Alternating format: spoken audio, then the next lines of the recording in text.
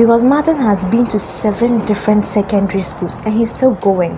He is actually still going, meaning that we shouldn't lose hope at our first try.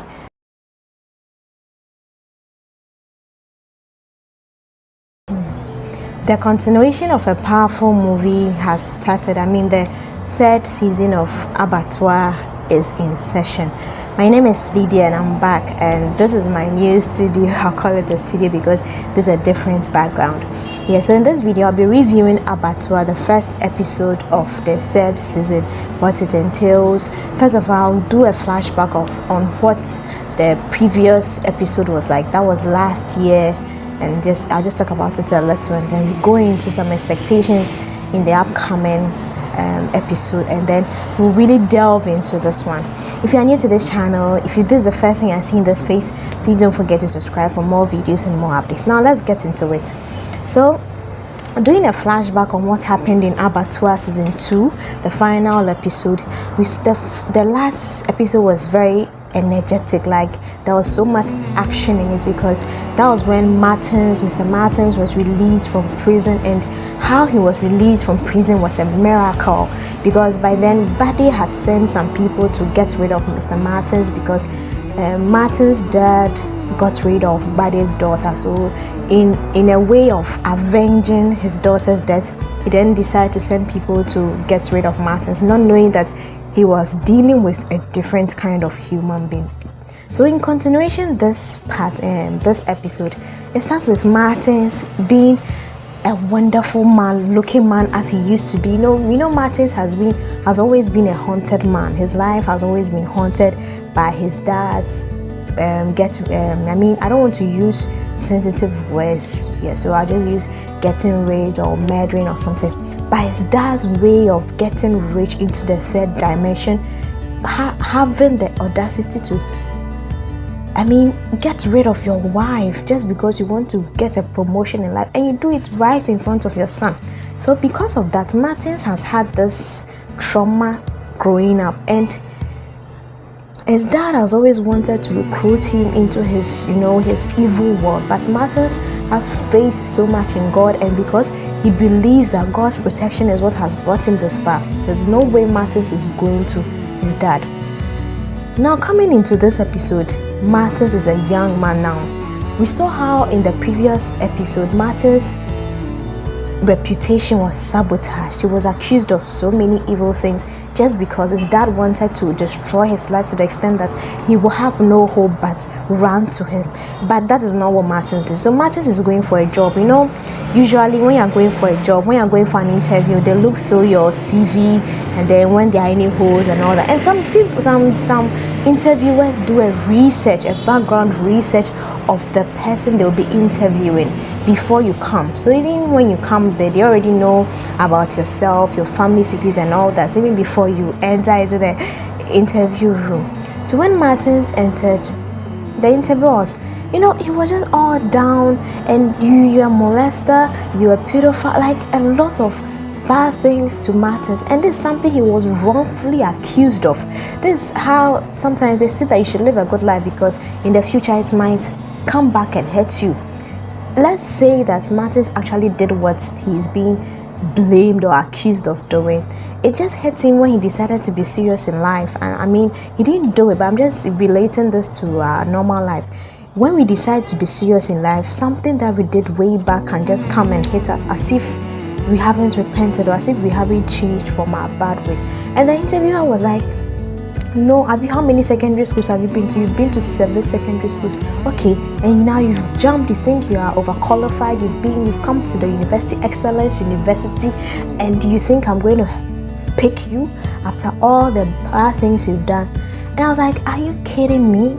Something that he was wrongfully accused of. Even if you claim you are always abreast with the information and all that, at least update yourself, because he's been released and it came to light that he was wrongfully accused. So as an interviewer, a professional person, someone who should be a lecturer, because if you are the principal of a university, at least you should have lecturing experience. You can't just accuse someone of something that is not even on the CV. Like, I found this really, really mean.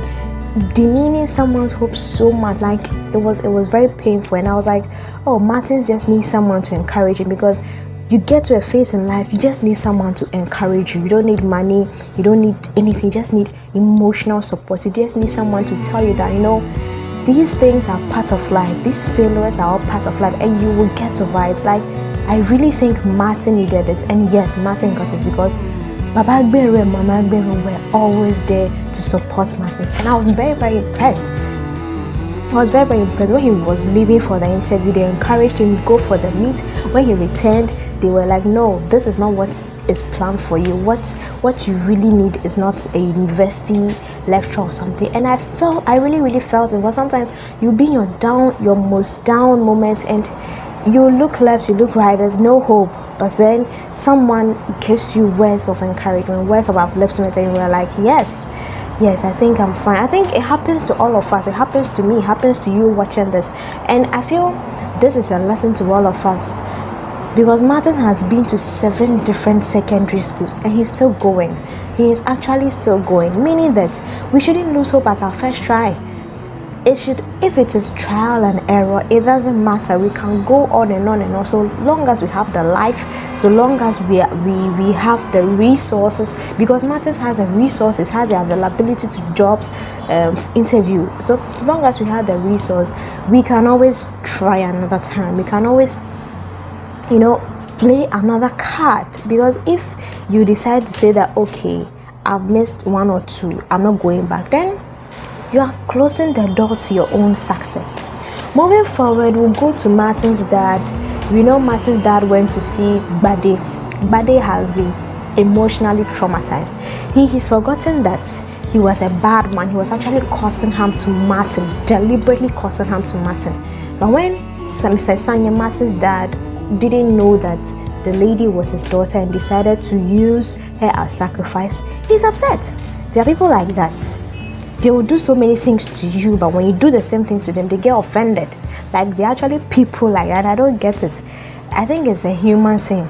You have been doing so many bad things. You receive orders, do this, do that. You go and do it, not forgetting that it's actually you are doing it to people's children, people's loved ones. And then mistakenly someone does it to your daughter, and then you are everywhere. You are upset. Now, going to their courtroom, Martin's dad has been demoted. You know what demotion means to people who are power drunk.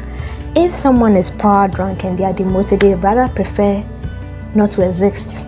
Let me even put it that way. They rather prefer not to exist. So if I am demoted and then you make my enemy higher than me, no, they don't want it. They don't like coming from scratch to like climbing the ladder. They don't like it. They want to just pop from nowhere and then poof, explode, succeed. When Mr. Sanjaya was told that he has been demoted and then his sin will be, I don't know, like so many things that people involve themselves. How can you involve yourself in something that when you make a mistake, you'd have to pay back with someone you love dearly? Like, it means you are getting rid of your entire family, because you've already gotten rid of your wife, and now your son is also at the brink of being gotten rid of. And I think he was even supposed to have been gotten rid of long time. So I think this occult group is something that it gives you so much imaginable success that you think you don't need to work for. You think when you work for it, it will take you years, it will take you decades. But I'm telling you, even if it takes years, even if it takes decades, that's the sweetness of it. Like, when you struggle your way through and you reach the destination, it's so beautiful. Rather than thinking when you go somewhere they'll just push you and then you get to a higher rank, and then people will respect you, people will fear you, people like, that there was a scene that a level 300 student went to see, and like, level 300, what is your problem? What do you need power for? At this young age, you are power drunk. Imagine if you are done with your university. What are you going to do with your life? Like, I don't know. I think you start committing, like, doing so many crazy things, because level 300, you're already cool the time. Like, I don't even know the word to use, but you have the audacity to to just, I don't know, but this is so real. People are so power drunk to the extent that they don't care how long, how far they will go to get what they want. And it's really sad. It's really sad that we are not willing to work for what we want. I've also seen that this episode is somehow interconnected. I saw Sandra and Flora. If I should give you a flashback, in the previous episode, the life of Flora was an eyesore. Her life was like she was lost because she was the one who was paid to pretend that Martins has done something bad to her. Eventually, her life was at risk because the money they promised her, they were not able to have. Like, I wouldn't want to use the word afford. They didn't want to fulfill their part of the deal. And sometimes some people, if they don't want to fulfill their part of the deal, they think getting rid of you is the best solution. And Flora was saved by grace, and she just couldn't be happy enough. At this part, sometimes we all need guidance in life. So Flora thinks that, okay, I am confident enough. I have been able to preach to my sister. Even though I wasn't perfect, I feel like I'm fit to go into the world, to go to the streets and then speak to the prostitutes. Like, really? Just because you had one practice, you think you're fine? You think it's just like, okay, it's an exam that you can learn and just write. No, several practices. And even aside practice, I think preaching is something that you need to be called, because some people preach, it doesn't touch anyone. Some people to preach, maybe they can just preach about the same sermon and the room will be filled with people who feel so much touched. That is what Flora did. She thought that, okay, she could go on her own. She doesn't need any guidance. She doesn't need Baba Gbade telling her otherwise. She doesn't need anything. And then she went and then she realized that, oh, so it's not as easy as I thought it would be. It's not as easy as I thought it would be, to the extent of getting arrested. I was like, are you serious? So you, the preacher, you're going to preach to people and then you're getting offended. Like, really? Like, and then she gave an excuse that, okay, I think the gentleman slapped me and then I went back to my old self. That part was very funny. Yeah. So I'm glad that at the latter scene, Flora has repented. Like, her old self is gone. She's now a living being. She's now a new human. She's now a new being. At the part that Sandra called Baba Gbade to tell him that Flora had passed, I was like, how? Like, how can someone just pass just like that?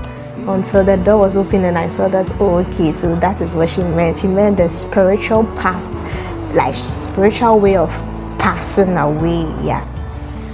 Yeah, so now that Mr. Sanjaya has, when you get to a certain stage that you feel you're angry, what Mr. Sanjaya did when they were in the occult group, and then he said no blood, no those kind of statements.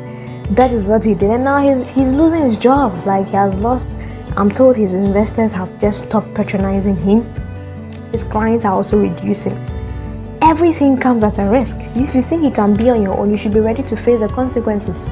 But I'm happy that Mr. Sanjaya has warned the other occults that do not touch my son. My son is untouchable. I don't get why Mr. Sanjaya still wants to protect the son. I don't know whether I should call it fatherly love upon everything he has made his son go through. I don't know how I would term this, but I feel, blood is blood. That's what they always say, blood is thicker than water. Blood is always blood. So I think Mr. Sanjaya still has this emotional involvement in Martin's life, and he feels that one way or the other, he has the power to protect him. Even though Martins is independently protected, Mr. Sanjaya feels like, okay, since he's a son and they are bonded by blood, maybe he can do his part.